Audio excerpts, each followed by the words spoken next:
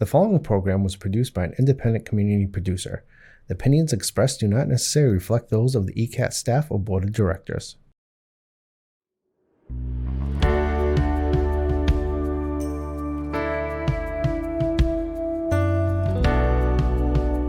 Giving a voice to the voiceless, pulling stories out of the shadows and putting them under the spotlight, making sure that each person is valued and cared for. This is Humanity First with Peter Evers, presented by BAMSI. Hi, everybody, and welcome to another edition of Humanity First. I'm Peter Evers. I'm the host of the show, and we have not had a show for a few weeks. So I've missed having guests and chatting away. And today we're actually going to have a conversation about the nexus of public health and mental health and how that sort of intersects with the idea of public safety, because we've had another mass shooting in America, and that mass shooting is a little closer to home. Was in Maine, and we'll talk a little bit about that and talk a little bit about signs and symptoms of people who are struggling with mental illness, but also about the reality of that intersection of mental health and violence. But first of all, I'd just like to talk a little bit about what has been happening over the last couple of months in the world. And I was thinking about this in terms of how we as human beings process information that comes at us 24 hours a day. The news cycle is now unavoidable almost, just in terms of what is put in front of us. And what has been put in front of us over the past couple of months has been essentially horrific and has really tested our thought processes about evil, I suppose I would say, and about the response to evil. And of course, we're talking about wars that are happening on many fronts in this country, the Ukraine, Russia, violence that is happening. Numerous countries in Africa are struggling with political overthrow. I think of South Sudan. And of course, in October, the Hamas murder of many Israelis and the subsequent reprisals that have been happening, and they're still happening in Gaza, where Palestinians are losing lives by the hundreds every day. And I think what has come out of this is the natural split of those people who support the Israeli situation and what has happened to them and the murder of them and the despicable acts of that, and then the other side, if you like, who support the Palestinian people who are innocent victims of the Israeli counteroffensive, if you want to call it that. And I was thinking about this, and in some ways we can hold sympathy and we can hold empathy for more than one group of people. There is no question that what is happening in Gaza and Israel at the moment is horrendous. These are, as somebody the other day said, these are evil acts. We don't talk necessarily about evil people, but these acts are evil, and we should be horrified by them, and we should be taking action about them. We saw last night that there were hundreds of protesters at the one of the book prizes who got together and said we need a humanitarian ceasefire in Gaza. And I would agree with the sentiment about that.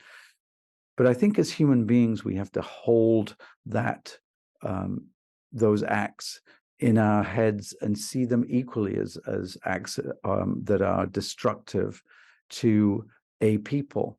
The value of an Israeli baby is exactly the same as the value as a Palestinian baby. And we have to come together and we have to fight back against what is our acts of evil in the world and call them that.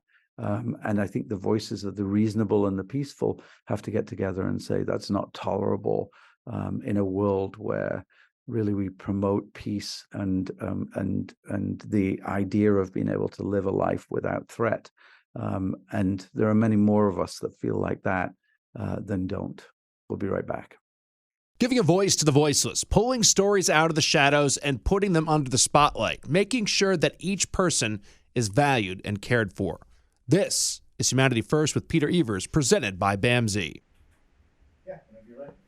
Welcome back, everybody, to Humanity First. My name is Peter Evers, and as promised, we have a guest who is no stranger to this program, Lee Whitemore, who's our Vice President of Behavioral Health and Community Services. Hi, Lee. How are you doing?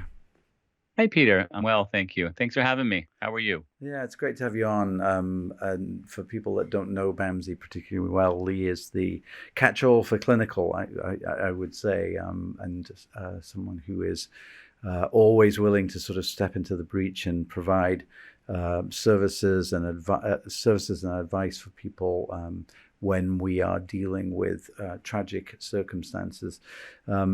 People may have been reading the news over the past couple of weeks, but BAMSI ourselves had a terrible tragedy recently with the murder of one of our nursing staff who was much loved, and just spare a moment for the family of Maggie Mobitu, for Rose, her mother, who also worked with us. And our staff have been absolutely rocked by this outrageous act, and to have somebody so young cut down in the prime of her life, somebody who was really the American dream, if you think about it, somebody who came to this country in 2007, started working at McDonald's, got a job as a frontline direct care worker, became an LPN, and then became an RN, and she was one of the brightest personalities that many of us ever knew, and we shall miss her greatly. And I know, Lee, that your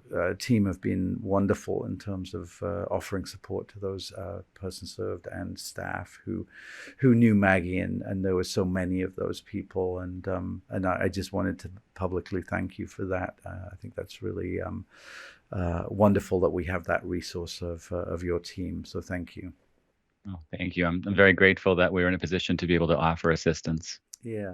Such a tragic situation. It really is, and when it comes home and it's on your doorstep, it makes it all the more poignant. And I think a lot of the things that I think when you do work with trauma, you talk about shattered assumptions. You know, we all think that we'll come to work tomorrow. We all think that the world will work as it usually does, and that we'll see the same people. And you know, one of those trauma responses is that you're suddenly struck by the fact that there's an intrusion into your world that is so devastating, and many of us are feeling that at the moment. And you know, I mentioned at the top of the show that we are dealing with another mass shooting that has happened. This time in the northeast of America, which we're less used to, I think, than many other places in America. And this particular one was up in Maine. It was a guy by the name of Robert Card. And I think everybody knows the details of it. Many lives lost in a tiny town where people knew each other. And, you know, the mundaneness of the evil act, if you like, sometimes strikes us just as much. You know, a bowling alley, a bar, you know, places that people frequent on a regular basis.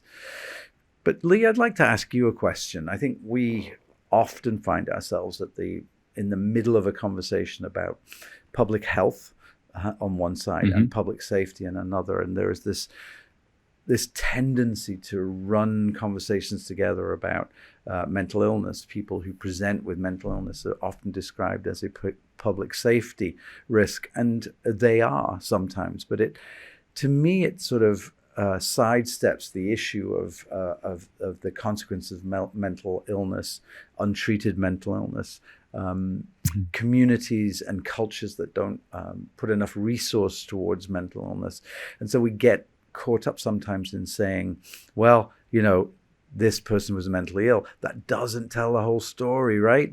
Absolutely. Because we know that so many of us struggle with mental illness, mental health disruptions all of our lives, and violence isn't a part of that. And oftentimes more likely to be violence inflicted upon the self, right?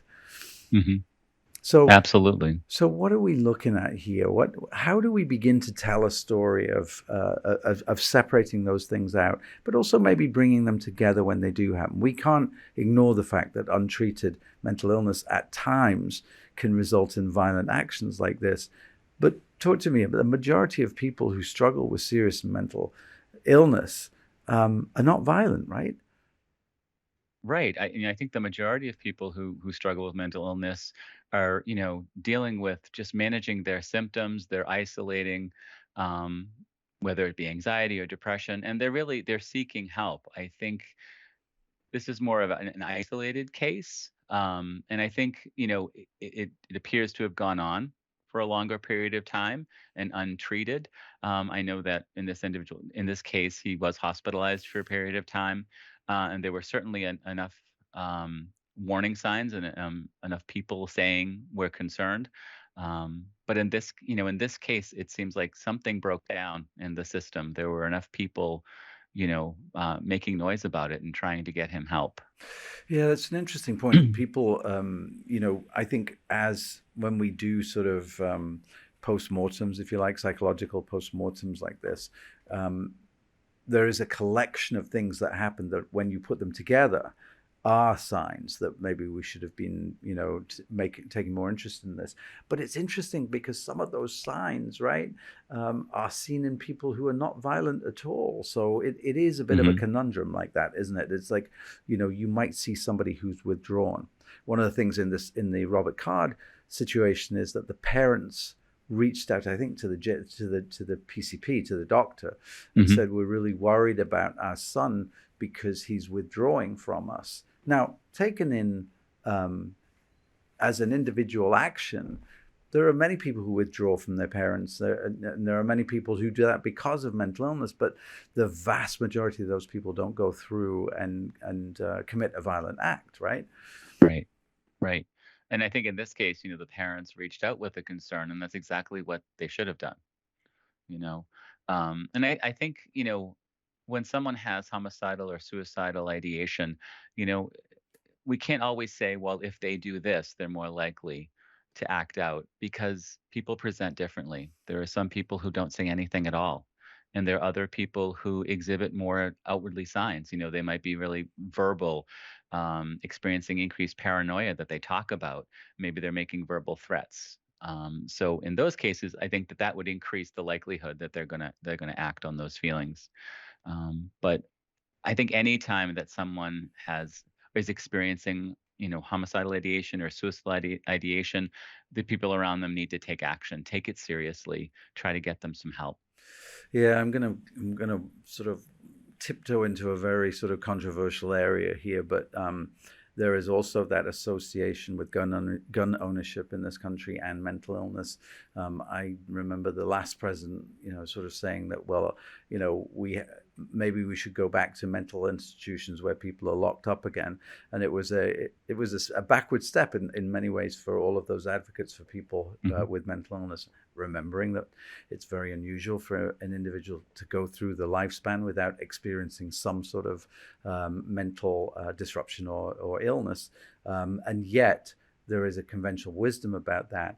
Um, when we talk about homicidal and suicidal ideation and acts, we talk about lethal means, don't we? That Hmm. idea of something that is so destructive, something that is designed for the destruction of a human or an animal, being um, being available to somebody who has those impulses is very important in the plot, isn't it? Because impulsivity, for instance, is something that we see an awful lot in somebody who is struggling.